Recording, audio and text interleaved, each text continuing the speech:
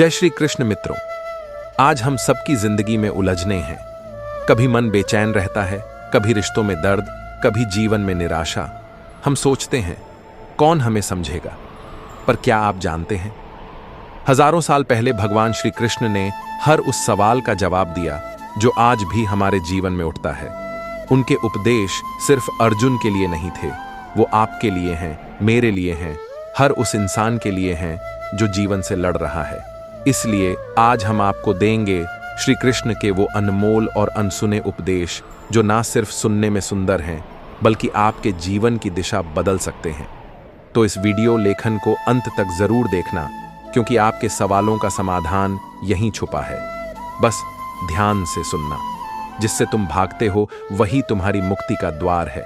भगवान कहते हैं, तुम जिन परिस्थितियों से बचना चाहते हो वही तुम्हें सबसे बड़ा सबक सिखाने आई है। डर से भागने में नहीं, उसका सामना करने में मुक्ति है। हर बार जब तुम मुश्किलों से भागते हो, तुम अपने ही विकास से दूर जाते हो। दुख से भागो मत, उसे देखो, समझो और पार कर जाओ। कर्तव्य से बड़ा कोई धर्म नहीं। जो कार्य तुम्हारे सामने है वही इस समय तुम्हारा परम धर्म है। उसे टालना जीवन से भागना है। चाहे वो कठिन हो या सरल, कर्म मत छोड़ो। जब व्यक्ति अपने कर्तव्य से हटता है तो अशांति वहीं से जन्म लेती है। प्रेम में अधिकार नहीं, समर्पण होता है। अगर तुम प्रेम को पाना चाहते हो तो उसे बांधो मत। प्रेम का स्वभाव बहना है, बांधने जाओगे तो वह मर जाएगा। प्रेम को कभी बंधन मत बनाओ। जहां प्रेम में नियंत्रण और स्वामित्व आता है, वहां उसका सौंदर्य मर जाता है। मन की हार ही असली हार है। दुनिया से हारना कोई हार नहीं, लेकिन अगर तुम्हारा मन हार गया तो तुम पूरे जीवन हार गए। खुद को समझो, मन को साधो। यही असली युद्ध है जो अर्जुन को कुरुक्षेत्र में लड़ना पड़ा था, और यही युद्ध हर मनुष्य अपने भीतर लड़ रहा है। प्रशंसा में मत उद्डड हो, अपमान में मत गिरो। लोग क्या कहते हैं, ये तुम्हारी आत्मा को नहीं बदल सकता जब तक तुम स्वयं पर स्थिर हो। दुनिया की राय बदलती रहती है, कभी तुम्हारी पूजा करेंगे, कभी निंदा, लेकिन जो आत्मज्ञानी है वह दोनों में समान रहता है। सत्य वो नहीं जो तुम्हें अच्छा लगे, बल्कि वो जो तुम्हें बदल दे। श्री कृष्ण कहते हैं, जीवन में सच्चाई हमेशा मीठी नहीं होती, परंतु वही तुम्हें नया जन्म देती है। जो बात तुम्हारे अंदर गहराई तक चुभती है वही सच्चा ज्ञान है। झूठ वह होता है जो तुम्हें सिर्फ अच्छा महसूस कराए। जो बीत गया उसे जाने दो, वरना वर्तमान को भी खो दोगे। अतीत का बोझ वर्तमान की स्पष्टता को ढक देता है। तुम तब तक आगे नहीं बढ़ सकते जब तक पुरानी पीड़ा से मुक्त नहीं होते। जीवन केवल उसी के लिए नई राहें खोलता है जो पुराने रास्तों को विदा देना जानता है। जब तक तुम खुद को नहीं पहचानते, तब तक सारी दुनिया तुम्हें भटका सकती है। जब व्यक्ति को अपने स्वभाव, अपने दोष और अपने सामर्थ्य का बोध नहीं होता, तब वह हर आवाज पर चल पड़ता है और हर राह पर खो जाता है। जो कुछ तुम दूसरों में खोजते हो वह सब पहले खुद में पैदा करो। प्रेम, सम्मान, विश्वास पहले खुद बनो। हम चाहते हैं कि लोग हमें समझें, प्रेम करें, भरोसा करें, पर श्री कृष्ण कहते हैं, दूसरों से मांगने से पहले खुद वैसा बनो। शंका वहां जन्म लेती है जहां विश्वास अधूरा होता है। अर्जुन की शंका को श्री कृष्ण ने विश्वास में बदला, और वही युद्ध में विजय बनी। जीवन में भी हर असमंजस का हल है संपूर्ण विश्वास। जब अहंकार बोलता है तब आत्मा चुप हो जाती है। अगर तुम जीवन में सच्ची शांति और संबंध चाहते हो तो बोलने से पहले सुनो। जब मैं हावी होता है तब हम मर जाता है। हर रिश्ता दो आत्माओं का संवाद है, सौदे का नहीं। श्री कृष्ण राधा को कभी बांधते नहीं, फिर भी सबसे गहरा प्रेम वही था। सच्चा रिश्ता देने से बनता है, मांगने से टूटता है। तुम्हारे निर्णय तुम्हारी दशा से नहीं, दिशा से होने चाहिए। परिस्थिति चाहे जैसी हो, निर्णय हमेशा उस दिशा में होनी चाहिए जहां तुम जाना चाहते हो, न कि जहां तुम इस वक्त हो। जो कुछ तुम्हारे पास नहीं है उसका दुख मत करो, जो है उसे पहचानो। हर व्यक्ति कुछ खो चुका है, लेकिन जिसने पाया है उसका मूल्य नहीं समझता। श्री कृष्ण कहते हैं, कृतज्ञता ही मन की सबसे बड़ी संपत्ति है। दूसरों की तुलना में नहीं, अपने कल से बेहतर बनो। अर्जुन को श्री कृष्ण ने यही सिखाया कि उसका युद्ध दूसरों से नहीं, अपने भीतर के भय, मोह और भ्रम से है। धैर्य केवल सहन करना नहीं है, बल्कि आशा के साथ प्रतीक्षा करना है। जो व्यक्ति समय के साथ चलता है वो जीवन में कभी पीछे नहीं रहता। धैर्य का अर्थ है अभी कठिन है पर आगे प्रकाश है। हर प्रश्न का उत्तर तुरंत नहीं मिलता, लेकिन हर प्रश्न का उत्तर होता जरूर है। श्री कृष्ण कहते हैं, जो आज नहीं समझ आया वह कल समझ आएगा। लेकिन प्रश्न उठना ही आत्मा की यात्रा की शुरुआत है। बस रुकिए मत। वृंदावन की शाम थी। यमुना किनारे संध्या उतर रही थी और बांसुरी की एक सूनी धुन हवा में बह रही थी, पर इस बार वह मधुर नहीं, विरह की धुन थी। कृष्ण वहां नहीं थे और राधा एक पीले गुलाब सी खड़ी थी, शांत, गंभीर और किसी उत्तर की प्रतीक्षा में। जब से कृष्ण मथुरा गए थे, वृंदावन में सब कुछ जैसे थम गया था। न ग्वाल बालों की हंसी, न रासलीला की रातें, न वो बांसुरी की पुकार जो राधा को बिना कहे सब कह जाती थी। राधा हर शाम उसी जगह आती थी जहां कृष्ण ने उसे आखिरी बार देखा था। बोलते कुछ नहीं थे, पर आंखों में एक वादा था, राधे, प्रेम में वियोग भी रास है और रास में मैं तुम्हारे भीतर ही हूं। पर राधा का मन तो मनुष्य था। उसे कृष्ण को छूना था, देखना था। वो बांसुरी फिर से सुननी थी जो दिल को नचाती थी, आत्मा को रुलाती थी। उस रात नंदगांव में पूर्णिमा थी। सब सोच रहे थे राधा फिर रोएगी, पर आज राधा मुस्कुरा रही थी। उसने सभी गोपियों को बुलाया और कहा, आज रास रचाएंगे बिना कृष्ण के। सब चौंक गए। बिना कृष्ण के रास? राधा बोली, जब शरीर चला जाए तब आत्मा प्रकट होती है। कृष्ण अब मेरी सांसों में नहीं, वो मेरे स्वरूप में है।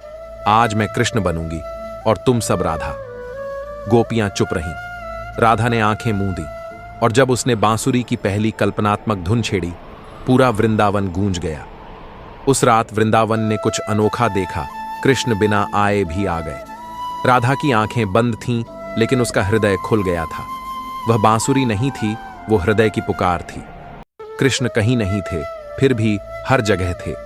उस रात राधा ने जाना, कृष्ण को पाना प्रेम नहीं है। कृष्ण को छोड़कर भी उसी में रमे रहना ही सच्चा रास है। वृंदावन में रास की वो रात बीत चुकी थी। गोपियां अब भी राधा को देख आश्चर्य में थीं। जिसने प्रेम में सब कुछ खोया, उसने उस रात सब कुछ पा लिया। राधा अब किसी की प्रतीक्षा में नहीं थी, न बांसुरी की, न कृष्ण की, न स्पर्श की। वो अब वृंदावन की आत्मा बन गई थी। एक चलती हुई प्रार्थना, एक शुद्ध उपस्थिति। पर नियति की लीला देखो, उसी रात वर्षों बाद कृष्ण लौटे। न कोई शंखनाद, न कोई रथ, केवल नंगे पांव, अकेले। रात्रि के अंधकार में उस वृक्ष के नीचे पहुंचे जहां कभी राधा खड़ी रहती थी। वो वृक्ष अब भी वहीं था, लेकिन राधा कहीं दिखाई नहीं दी। कृष्ण ने आंखें बंद की। राधे, उन्होंने कहा, क्या तू अब भी मेरे लिए प्रतीक्षा करती है? हवा शांत थी, चंद्रमा मौन, पर भीतर कहीं एक स्वर गूंजा, मैं प्रतीक्षा नहीं करती, क्योंकि मैं तुम बन चुकी हूं। कृष्ण मुस्कुराए, उनकी आंखें भीग गईं। ये मिलन बाहरी नहीं था, ये तो वो मिलन था जहां आत्मा आत्मा से गले लगती है और दोनों विलीन हो जाते हैं। कृष्ण ने धीरे से मुरली को यमुना में बहा दिया। अब इसकी जरूरत नहीं, उन्होंने कहा। अब जो बांसुरी बजेगी वो राधा के भीतर से बजेगी। राधा कहीं नहीं थी, फिर भी हर जगह थी। कृष्ण लौटे, लेकिन पाने नहीं, समर्पण करने, क्योंकि अब वो जान चुके थे सच्चा प्रेम वो है जो कभी मांगता नहीं और फिर भी सब कुछ दे जाता है। प्रेम वो नहीं जो पूर्णता की मांग करे, प्रेम वो है जो अधूरे में भी परमात्मा को देख ले। राधा और कृष्ण की कहानी प्रेम की पराकाष्ठा है, जहां जुड़ने के लिए जुदाई जरूरी है और जहां मिलन मौन में होता है। प्रेम वहां खरा होता है जहां अधिकार की भाषा मौन हो जाती है। जीवन में अगर आप किसी से सच्चा प्रेम करते हो तो उसे बांधना नहीं, समझना सीखो। राधा ने कभी कृष्ण से प्रश्न नहीं किया, उसने उन्हें मुक्त कर दिया। जो व्यक्ति तुम्हारे जीवन से चला जाए और फिर भी तुम्हारा केंद्र बना रहे, समझो तुमने प्रेम को छू लिया है। हम दुखी इसलिए होते हैं क्योंकि हम प्रेम को साथ मानते हैं, साक्षात्कार नहीं।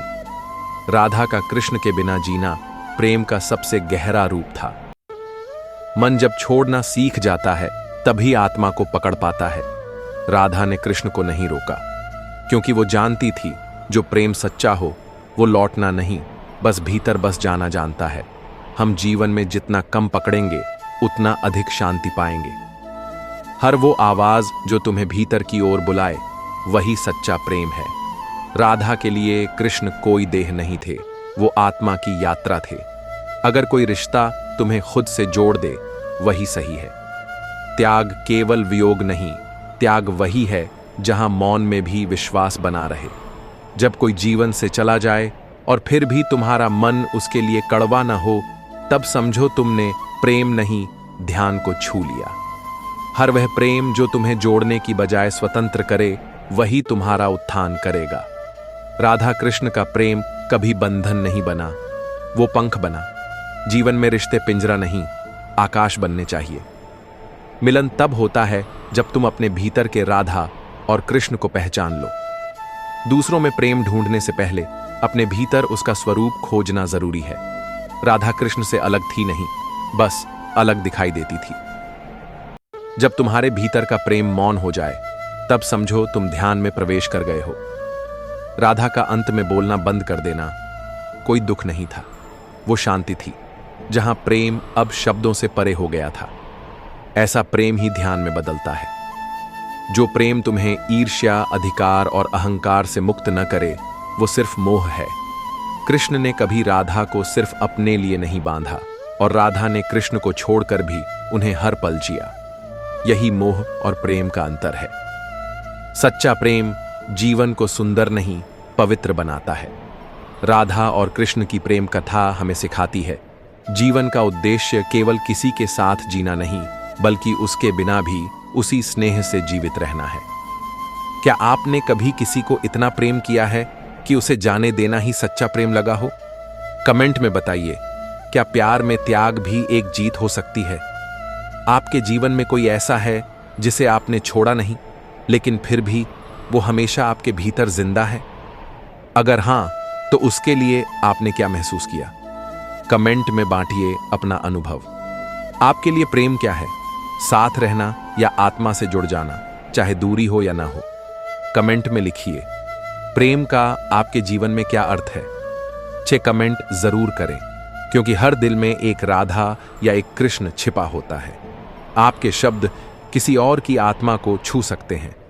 प्रेम की इस यात्रा में अगर तुम्हें राधा समझ में आ गई तो तुम अब अकेले नहीं हो, क्योंकि जहां प्रेम मौन हो जाता है वहां कृष्ण बोलने लगते हैं। धन्य है वो मन जिसने त्याग में मिलन देखा और मौन में संवाद सुना। अगर ये कहानी आपके दिल को छू गई हो तो नीचे एक भेजिए और उसे एक व्यक्ति को टैग कीजिए जिसे आप बिना कहे सब कुछ कहना चाहते हैं। न राधा ने कुछ मांगा, न कृष्ण ने कुछ छोड़ा, बस प्रेम अपनी पूर्णता में बहता रहा, जैसे यमुना की धार।